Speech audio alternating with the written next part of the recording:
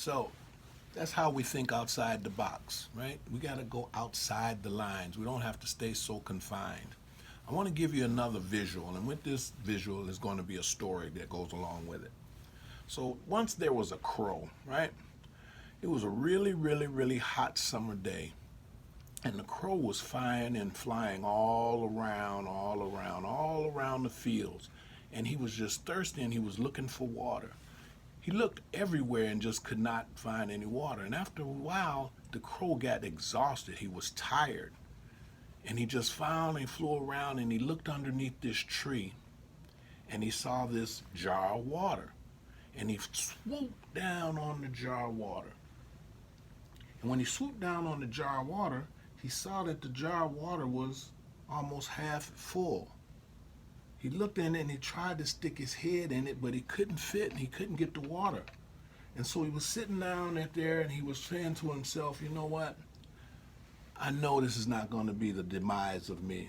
I know I'm not going to end up here. Here's this water that I can't even get to. I got some water and I can't get to it. The jar was too big. He couldn't knock it over and spill it over and then get it. And he's like, I don't know what I'm going to do. So the crow looked around and he saw these pebbles.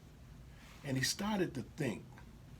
And he started to drop each of these pebbles in the jar, one by one.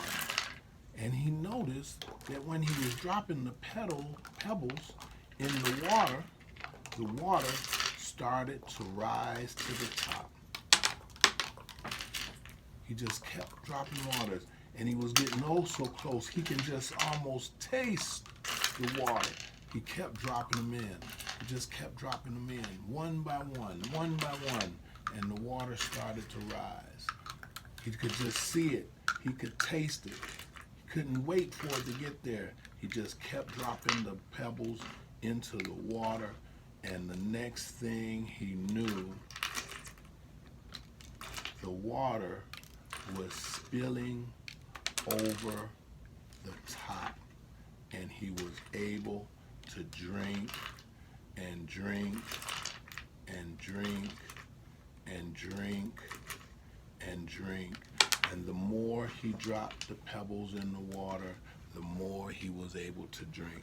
And he just kept on drinking until he got full. That's thinking outside the box, guys. That's how we've got to be with any challenge that we have.